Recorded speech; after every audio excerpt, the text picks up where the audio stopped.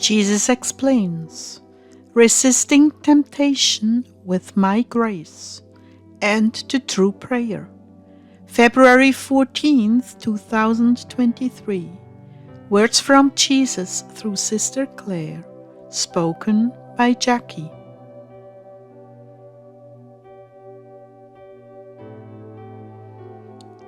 Clare began, "May the Lord bless your sweet hearts with His endurance and love, dear family.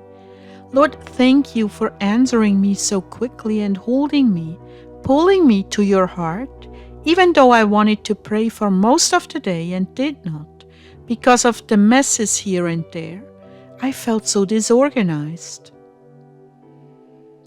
Jesus answered, "Sweet bride, keep it clean and organized, for I have much work for you to do, and I do not want you to be running around frustrated because you could not find the item you needed.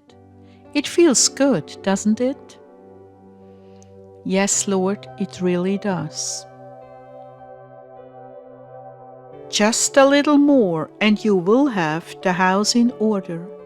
This is a good practice. Spring cleaning before spring, everything ready to go. "Jesus, I just want to hug and hold you."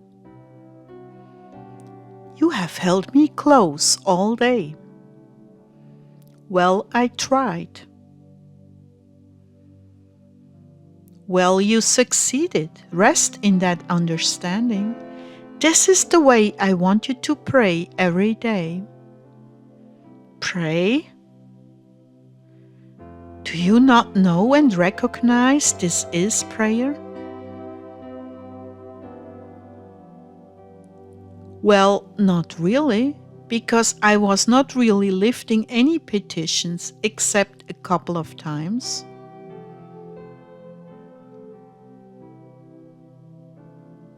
No, my love, this is the prayer of presence.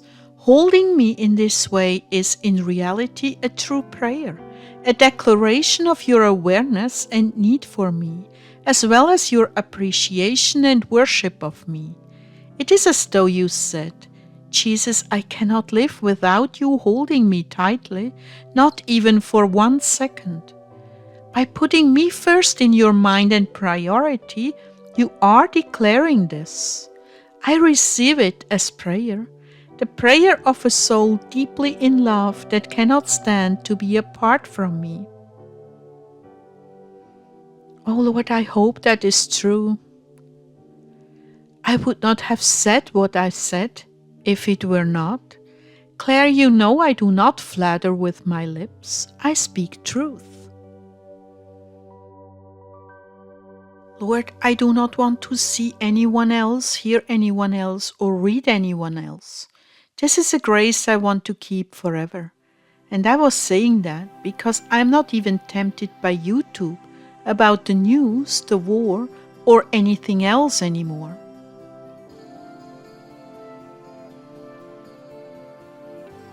Satan is already plotting to take it away. Guard it, beloved. You have put forth the effort consistently, and when I see a soul breaking a bad habit, with just a little grace to do it, I reward them for their constancy and resolve, even when it is not as perfect as they would like it to be, because they really want it enough to make the effort. I reward them in their journey with new graces to make them more stable. In a sense, they have proven they can hold on to the grace if I give it to them. So I do.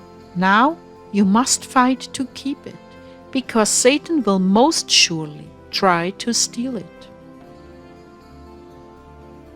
My people, when you want to change, but lack the resolve, but finally make that resolution, I'm very, very pleased. Then I watch you pass through temptations I deliberately allow to see if you really, really do want to change. When you persevere for a time through many temptations, I count your victories and hand over the grace to you that you have been building towards by your efforts and resolve.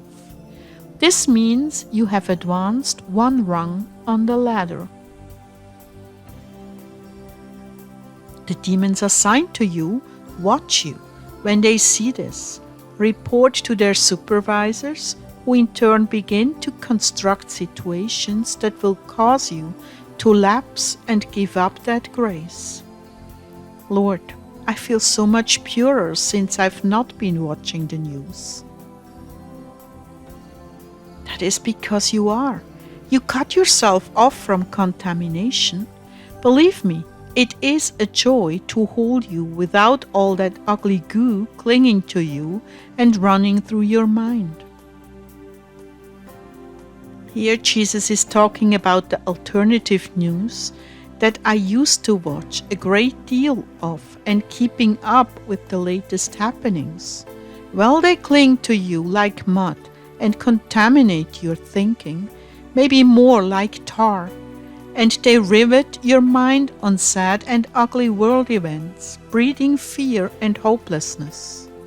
I mean, it is helpful to find out what you're praying for, but it can go too far. Well said. Now you have an informed conscience to help you avoid the curiosity and need to know demons that love to distract you away from me.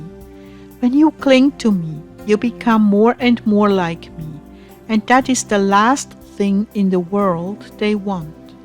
Their job is to distract you away from me, to undermine your faith and replace it with empty knowledge that feeds your vices. My children, in order to become holy, you must exclude the unholy things from your minds and meditate on what is pure, good, and beautiful, even as the scriptures say in Philippians 4:7-9. And the peace of the Lord, which surpasses all understanding, shall guard your hearts and your minds through Jesus the Messiah. For the rest, brothers, whatever is true, whatever is noble, whatever is righteous, whatever is pure, whatever is lovely, whatever is of good report, if there be any virtue and if there is any praise, think on these things. And what you have learned or received or heard from me or seen in me, put it into practice, and the God of peace shall be with you.